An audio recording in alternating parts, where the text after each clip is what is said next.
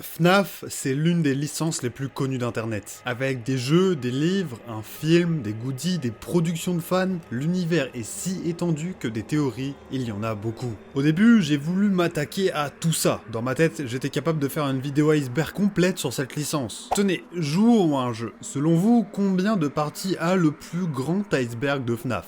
5 parties? 10 parties? Soyons fous, 18 parties? Eh bien, si vous avez répondu 18 parties, bien joué à vous. Sauf que vous n'imaginez même pas la quantité de théories, easter eggs, d'infos cachées que cet iceberg contient.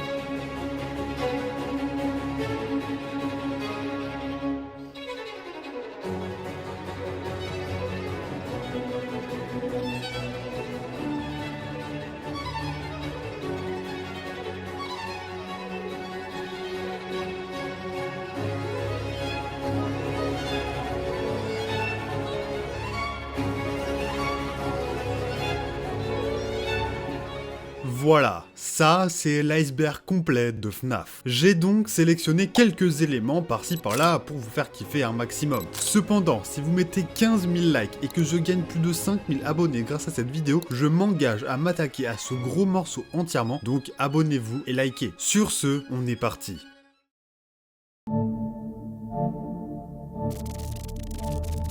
Le Crying Child, c'est l'un des personnages les plus tragiques et les plus débattus de tout FNAF. C'est l'enfant que l'on incarne dans FNAF 4, celui qui vit enfermé dans une maison sombre hantée par des cauchemars des animatronics. Mais ce qui le rend vraiment le culte, c'est son destin. C'est l'enfant mordu lors de la morsure de 83, un événement fondamental dans le lore. Sa mort est l'un des premiers tournants de l'histoire de la famille Afton. Pendant des années, les fans ont pensé qu'il pourrait être Golden Freddy ou qu'il partagerait son âme avec d'autres enfants, avant que les livres et les jeux plus récents ne brouille encore plus les pistes. D'ailleurs, voici l'arbre généalogique des Afton. Gardez-le bien en tête parce qu'on va rencontrer pas mal de leurs membres dans la suite de cet iceberg.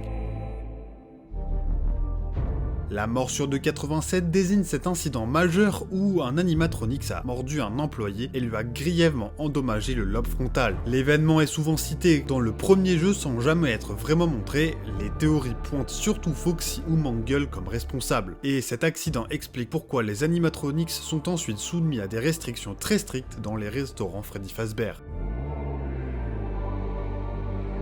Golden Freddy apparaît d'abord comme une simple image étrange sur un poster avant de se matérialiser dans le bureau comme une silhouette presque spectrale. Il ne suit aucune règle des animatronics, il se téléporte, désactive la caméra et provoque un crash du jeu. C'est comme ça qu'il a pu en partie rentrer dans la tête des gens comme étant un animatronics légendaire. William Afton, souvent désigné comme le Purple Guys, est le fondateur tordu de Fazbear Entertainment et le tueur d'enfants à l'origine de presque tout le chaos de la saga. Toujours caché derrière son uniforme violet, il manipule, ment et finit par fusionner avec une combinaison à ressort, devenant vraiment le monstre qu'il est. Mais ça, on en reparlera tout à l'heure. The Puppet, c'est cette poupée, si je peux l'appeler comme ça. De base, c'était un objet inanimé. Ce n'était que lorsqu'un esprit s'est accroché à lui qu'il a pris la vie. Niveau personnalité, il est plutôt neutre. Si vous n'attaquez pas, il n'attaque pas, il serait même un espèce de justicier protégeant l'âme des enfants tués. Cependant, il a tout de même quelques légères tendances sadiques. Ah mais bon, personne n'est parfait, surtout dans cet univers. Les Toy Animatronics sont des versions modernisées, plus colorées et plus expressives des robots originaux. Derrière leur apparence mignonne, ils intègrent les systèmes de reconnaissance faciale mis en place après les événements tragiques. Mais leur comportement reste instable, presque agressif. Ils sont gentils avec les enfants, regardent mal les adultes et sont carrément violents vis-à-vis des employés. Ce point révèle que William Afton, après avoir tenté d'échapper aux esprits des enfants qu'il a tués, s'est réfugié dans une vieille combinaison à ressorts défectueuse. Les mécanismes se refermant brutalement sur lui, écrasant son corps à l'intérieur du costume. Il survit pourtant piégé dans cette carcasse pourrie qui deviendra Springtrap. Pendant longtemps, c'était une théorie de la communauté. Elle a été confirmée à la fin des jeux et cet élément de lore a été intégré au film FNAF. Perso, j'ai plutôt kiffé la référence.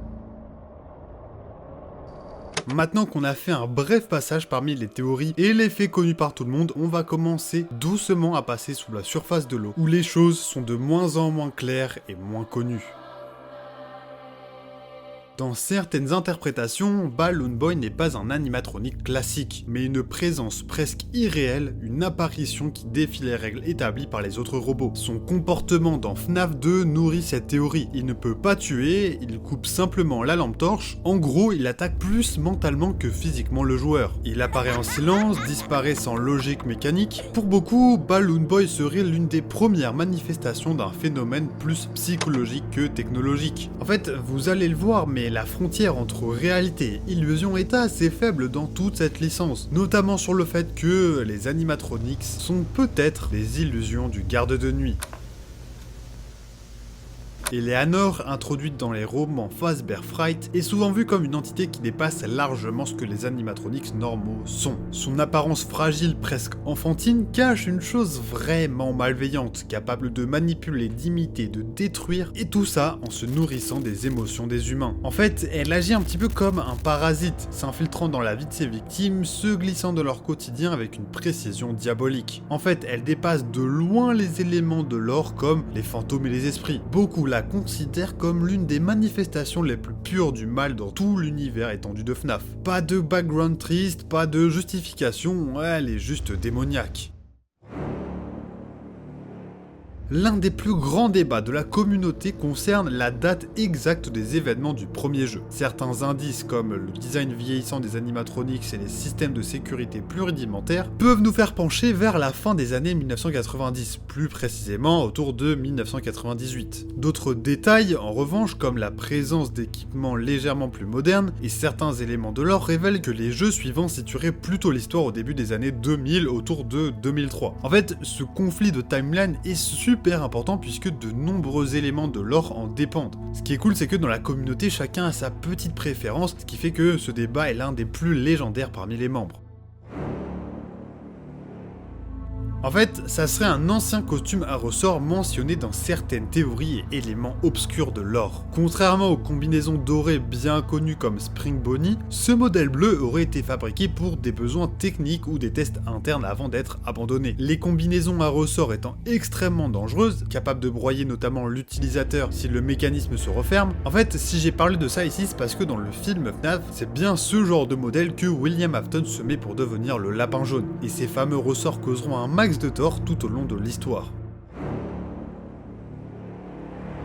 Selon cette théorie sombre, Endo-01, donc l'animatronique squelette dépourvu de costume, ne serait pas simplement un robot oublié dans un placard, mais l'hôte des âmes des gardiens de nuit précédents. On raconte que, dans l'univers de FNAF, ceux qui meurent seuls dans l'obscurité, entourés de métal et de circuits, laisseraient derrière eux une trace énergétique. Endo-01, totalement dépourvu de personnalité propre et toujours actif dans l'ombre, deviendrait alors une sorte de réceptacle, un sarcophage mécanique. En fait, c'est les mouvements qu'il fait, comme s'il travaillait comme un humain, qui font dire à beaucoup que ce robot serait le lieu où les âmes des gardiens se retrouveraient. Et personnellement, j'aime beaucoup cette théorie, puisque si les âmes des enfants morts vont quelque part, alors pourquoi l'âme des agents de sécurité morts injustement ne pourrait pas aller quelque part non plus? Endo-01 deviendrait ainsi une espèce de mémoire collective de tous les vigiles morts dans les murs de Freddy's. Il est maintenant temps d'attaquer les informations et points situés à la fois entre la lumière et l'obscurité. Si vous n'êtes pas un connaisseur profond du lore, je suis sûr que certains éléments vous seront inconnus et vous intéresseront, à part si vous avez trop peur. Cette théorie s'appuie sur l'idée que derrière chaque animatronique classique se cache un enfant victime et que certains d'entre eux seraient liés par le sang. En fait, dans FNAF 1, Bonnie et Chica agissaient de manière complémentaire. L'un sort à gauche, l'autre à droite. En plus, ils sont souvent présentés ensemble, ce qui n'est pas forcément le cas des autres robots. Certains fans remarquent que leurs animations semblent parfois entre guillemets répondre l'une à l'autre, comme si leurs esprits cherchaient inconsciemment à rester ensemble malgré la tragédie. Dans l'or, on dit que du coup il y a eu un espèce de problème d'effacement de mémoire, ce qui fait que, dans notre cas, ils ne se souviendraient pas de leur histoire commune, mais inconsciemment agiraient comme des frères et sœurs. Avec ce tordu de William Afton, qui sait si un jour ou l'autre il n'en aurait pas voulu deux pour le prix d'un. Pour certains, le film FNAF ne se déroule ni dans les années 80 ni dans les années 90, mais exactement en l'an 2000. Cette année serait une espèce de frontière, l'ancien monde s'efface, remplacé par l'ère numérique. Dans ce contexte, tout prend sens. Cette pizzeria semble vieille et fait tache dans le décor. Pareil pour les technologies à l'extérieur. D'ailleurs, ce que j'ai dit avant sur l'ère numérique paraît d'autant plus pertinent vu le trailer de FNAF 2 où l'on peut voir des animatronics toy, version beaucoup plus récente et avancée. Les yeux des robots ont de l'IA intégrée, de la reconnaissance faciale, et ouais, rien que ça. Parmi les fragments les plus inexplicables disséminés dans le lore, les séquences 071 et 2093 sont souvent analysées comme des messages cachés, mais ça cache peut-être quelque chose de plus profond que juste des numéros de fichiers classiques. Certaines théories disent qu'il pourrait s'agir de dates déguisées. 0871 pourrait renvoyer à un événement enfoui, le 8e mois d'une année 71 fictive, ou le 8 juillet 0708 dans un ordre inversé, ou encore un code de salle utilisé par la sécurité interne de Fazbear Entertainment. De son côté, 2093 a généré des théories vraiment surprenantes si je puis dire. Certains y voient une date projetée dans un futur lointain, comme si l'histoire de FNAF était liée au futur. Ça impliquerait que la franchise existerait toujours dans l'avenir, chose assez peu probable vu que la chute des restaurants est assez vieille en comparaison à cette date. D'autres interprétations plus space suggèrent que ces codes seraient des empreintes numériques laissées par les esprits eux-mêmes, des sortes de glitches intentionnels, des balises déposées dans les jeux pour attirer l'attention sur des zones de lore volontairement brouillées. Ce sont des numéros qui ne devraient pas avoir de sens et qui justement pour cette raison semblent cacher l'un des secrets les plus introuvables de la franchise. Selon cette théorie, Blackbird, l'une des histoires les plus sombres de Fazbear Fright, ne serait pas née d'une pure invention, mais d'un fragment bien réel tiré de la vie de Scott. On raconte que, du coup, Scott, le créateur de FNAF, bien avant qu'il ait créé la licence, aurait vécu une période de stress psychologique intense, pendant laquelle il aurait énormément souffert notamment d'hallucinations visuelles et auditives liées à son travail et à la pression constante qu'il s'imposait. Cette douleur mentale se serait matérialisée sous la forme d'une silhouette récurrente, un symbole noir qui revenait toujours dans ses pensées nocturnes. Dans cette théorie, Blackbird serait la transcription littérale de cette ombre psychique, une entité qui prend la forme d'un oiseau géant gigantesque. En fait, ce Blackbird n'est jamais vraiment identifié dans le lore, et ça serait pour cette raison que beaucoup pensent qu'elle est liée à Scott. En créant cet oiseau, il aurait matérialisé ses propres souffrances. Quoi qu'il en soit, cette créature reste pour beaucoup un mystère qui ne sera peut-être jamais résolu.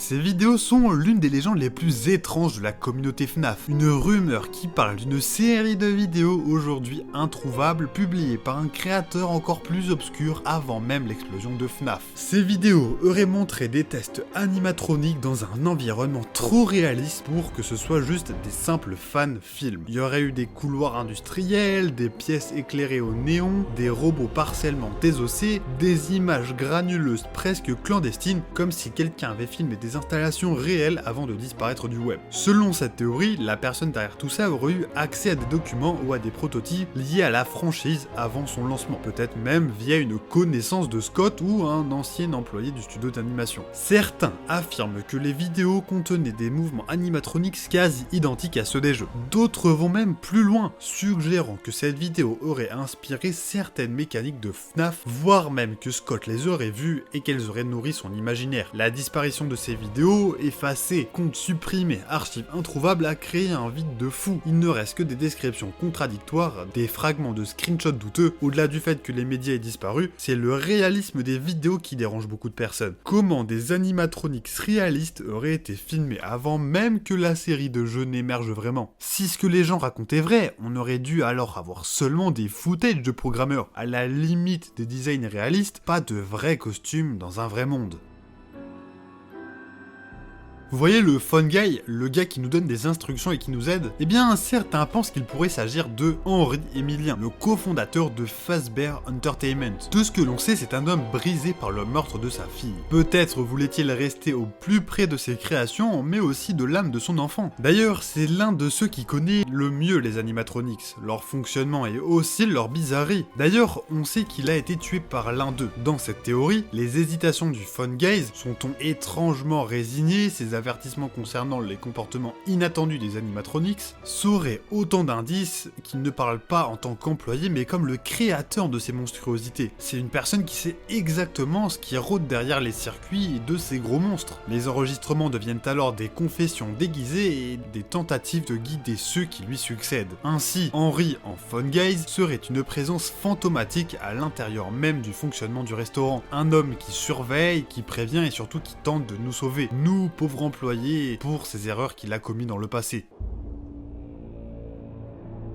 L'idée que Golden Freddy soit responsable de la morsure de 87 repose sur l'aura qui entoure cet animatronics particulier. Contrairement aux autres robots, Golden Freddy n'obéit à aucune logique mécanique. Il apparaît, il disparaît, se matérialise dans des endroits où aucune caméra ne le capture vraiment. Comme un fantôme, littéralement. Petit rappel, selon les récits officiels, la morsure aurait lieu en 1987, à l'intérieur d'un des restaurants Freddy Fazbear Pizza, au moment où les animatronics dits Toys étaient en activité. Ces modèles équipés de reconnaissance faciale et de systèmes de sécurité avancés étaient censés être les plus sûrs jamais conçus. Pourtant, c'est l'un d'eux qui aurait attaqué un employé ou un client, provoquant une blessure si grave que la victime perdit littéralement une partie du lobe frontal. C'est là où les choses sont plus étranges. En fait, cette histoire elle est vachement floue. En fait, personne ne sait quel animatronique aurait fait ça. C'est là où la théorie est intéressante. Dans cette théorie, Golden Freddy, souvent associé à l'âme d'un enfant particulièrement conscient de son état, aurait perdu le contrôle un instant, laissant exploser sa présence d'une manière incontrôlable. L'absence de témoins fiables, les dossiers incomplets de Fazbear Entertainment et la nature même de l'entité font dire aux théoriciens que seul un être comme Golden Freddy aurait pu commettre un tel acte, surtout en évitant de laisser des preuves matérielles. Bah ouais, comme je vous l'ai dit, personne ne sait qui est à l'origine de cette morsure. Et ce que je trouve le plus cool avec cette théorie, c'est que Golden Freddy, au-delà d'être un fantôme, devient le responsable d'un des éléments fondateurs de FNAF.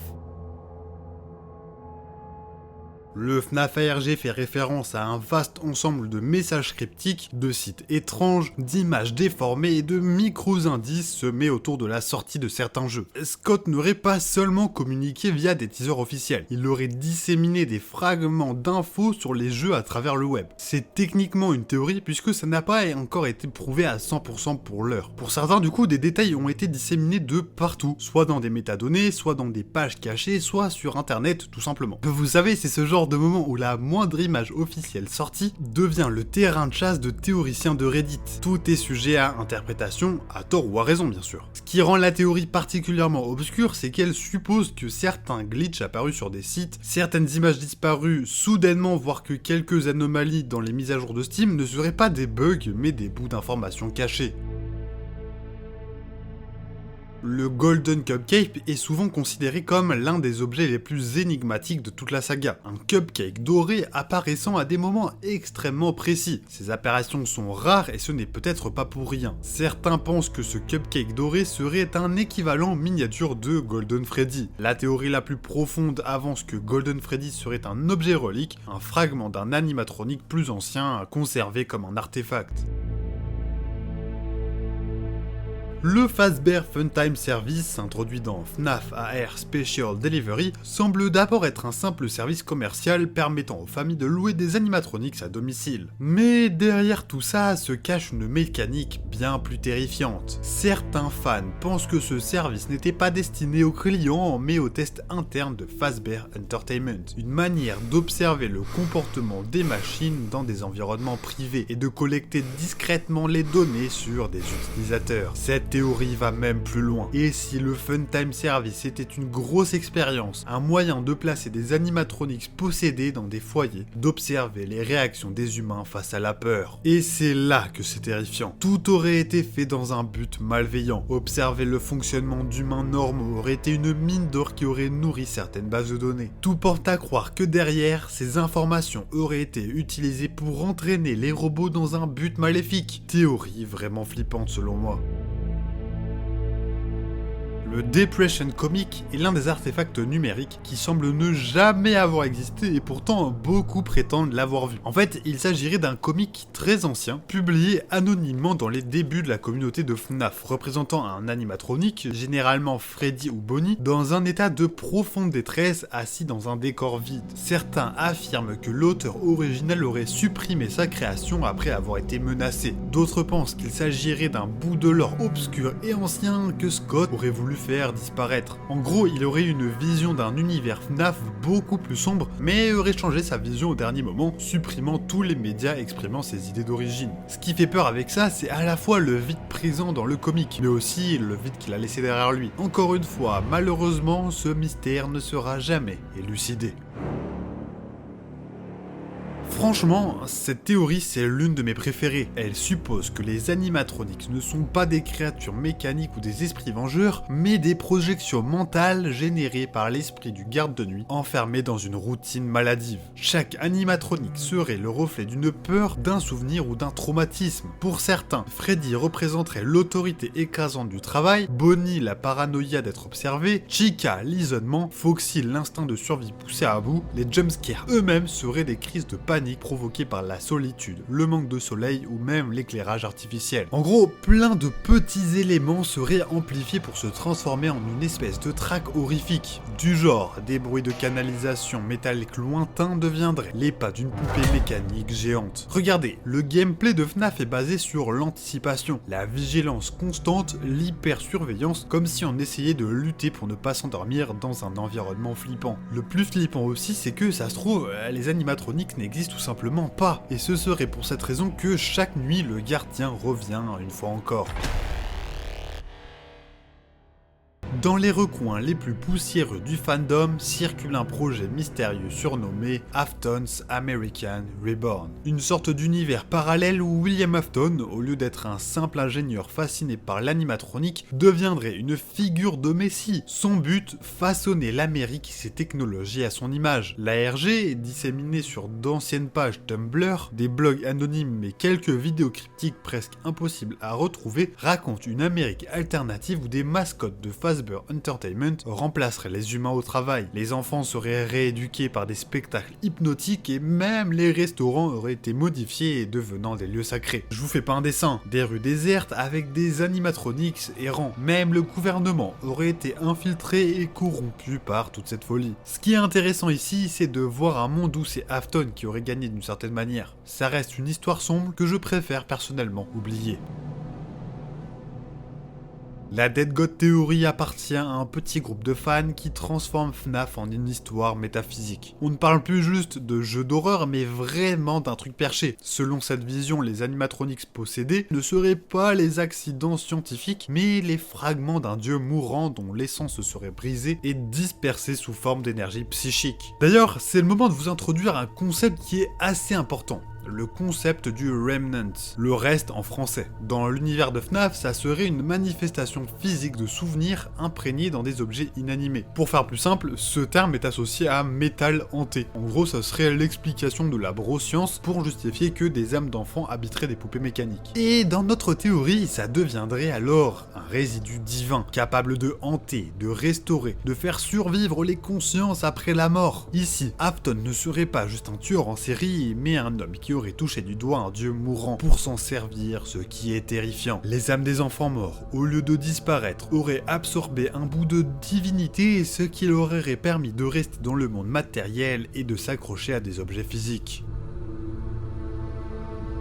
L'un des messages les plus célèbres de FNAF 2, Save Him, a longtemps été associé à Charlie, la fille d'Henry, transformée en puppet. Pourtant, une partie du fandom défend une toute autre version, beaucoup plus troublante. Et si ce message ne s'adressait pas à Charlie, mais à un autre enfant, peut-être un personnage que nous n'avons jamais vraiment identifié. Dans cette théorie, les mini-jeux ne seraient pas linéaires. Ils fonctionneraient comme des souvenirs aléatoires, où les messages ne sont pas toujours envoyés à la bonne personne, ni au bon moment. Save Him pourrait viser un enfant dont le destin est encore plus sombre. Certains y voient même une référence à un enfant manquant dans l'affaire de 1985, un enfant jamais nommé, en somme un sixième disparu. Cette dernière victime aurait subi des choses si horribles que toute trace officielle aurait été effacée.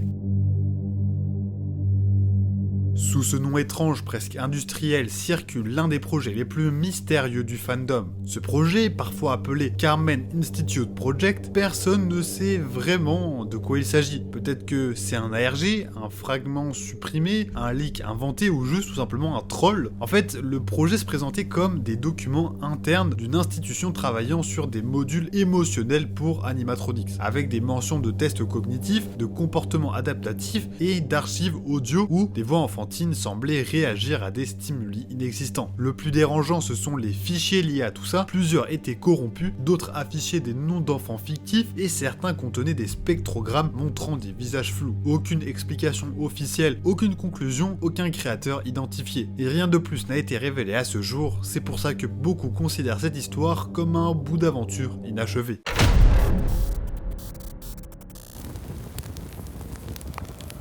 Le peu de lumière restant fait place aux ténèbres. Les informations qu'on va voir maintenant, peu de personnes peuvent se vanter de les connaître. Alors, si vous êtes prêts, on est parti. Ça, c'est de la théorie méta par excellence. En gros, Scott Cawthon, le créateur des jeux FNAF, n'existerait pas. Il serait un personnage inventé pour masquer l'identité du véritable créateur de FNAF. Selon certains, Scott serait une façade construite pour détourner l'attention, permettant au véritable auteur de rester dans l'ombre. Les tenants de ce mythe s'appuient sur la disparition progressive de Scott des réseaux. Lorsqu'il intervient, c'est toujours assez vague et mystérieux. Il n'arrête pas de mettre ses messages codés partout. Il aurait même dit que FNAF serait l'œuvre d'un esprit multiple, d'une intelligence fracturée qui se dissimule derrière une identité fictive. Dans une série de vidéos anciennes, aujourd'hui presque introuvables, un enfant nommé Ralph, censé être le fils de Scott, apparaît dans des séquences de gameplay où il commente FNAF d'une manière assez étrange, presque trop spontanée. Certains disent qu'il était la voix derrière les rires de Golden Freddy, d'autres qu'il aurait inspiré la manière dont les enfants possédés se comportent. Avec le temps, la blague est devenue une théorie et une portion du fandom affirme encore aujourd'hui que Ralph serait Golden Freddy. Comme si un enfant réel ayant grandi dans l'ombre du jeu avait fusionné avec la mascotte la plus énigmatique de la saga. Nous allons terminer cette vidéo en entrant dans la croûte terrestre, tant ce que je vais vous raconter est enfoui dans l'internet. D'ailleurs, si vous êtes toujours là à m'écouter, je vous en remercie. On est parti.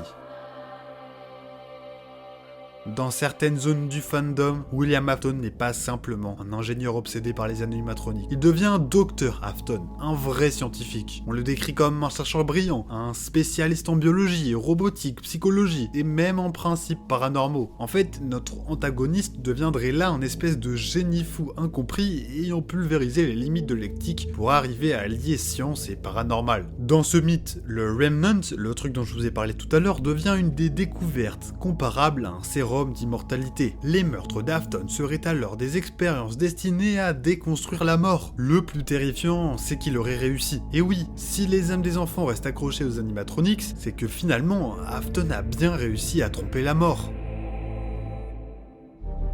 Difficile d'imaginer quelque chose de plus étrange, de plus surréaliste que Five Tries at Love. Des dating sims où le joueur peut sortir avec les animatronics. Foxy, Freddy, Bonnie, Chica, chacun dispose de ses dialogues, ses fins, ses confessions. C'est bizarre, c'est dérangeant et même un peu drôle sans le vouloir. Ces jeux représentent l'un des premiers moments où la communauté FNAF a réinterprété la licence. Non pas comme une histoire d'horreur, mais comme un lore à remodeler comme il le souhaitait. En fait, ce jeu m'a directement fait penser à FNAF World, pas pour son gameplay parce que ça n'a vraiment aucun rapport, mais plutôt vis-à-vis de la relation avec la communauté. Ce fameux jeu, FNAF World, créé par Scott, avait été très mal reçu par les joueurs qui l'avaient détesté, parce que les animatronics servaient dans un contexte autre qu'un jeu d'horreur. Sauf que Five Tries at Love tente aussi une approche non horrifique des animatronics, et ça, je trouve que c'est beau, même si d'une certaine manière, c'est un petit peu malsain, vu l'aura d'horreur et de terreur que ces animatronics se traînent derrière eux.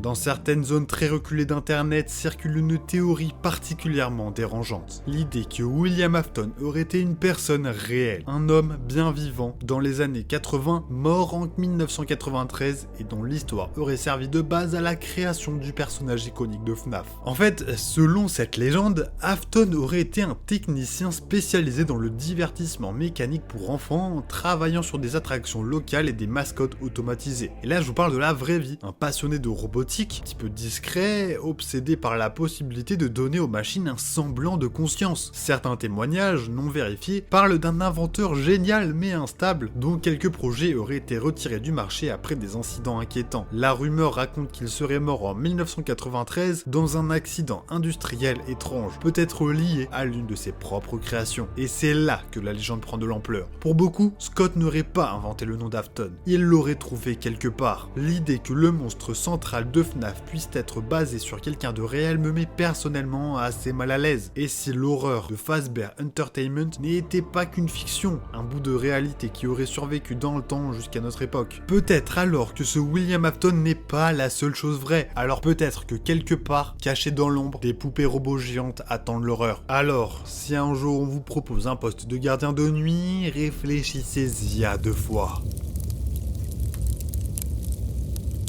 Wow, quelle vidéo incroyable. J'espère sincèrement que vous l'aurez apprécié. Déjà, un énorme merci à tous les courageux qui sont restés jusque là. Si chacun de ceux qui sont restés s'abonne, ça m'aiderait déjà énormément. Et puis je pense que cliquer sur le bouton s'abonner, c'est quelque chose de beaucoup plus facile que de rester autant de temps derrière cette vidéo iceberg. Je m'adresse maintenant aux fans de l'extrême qui ont regardé aussi le film FNAF 1 qui est sorti il y a quelques années et qui regarderont le 2 au cinéma. Alors j'ai fait sur ma chaîne secondaire une vidéo récap très simple du premier film FNAF. Comme la chaîne est toute neuve, j'ai pas encore beaucoup d'abonnés dessus, donc n'hésitez pas à foncer pour soutenir le projet, je vous en serai éternellement reconnaissant, merci beaucoup. Sur ce, merci encore d'être resté jusque là, je ne vous retiens pas plus longtemps, je vous dis à la prochaine, bisous bisous.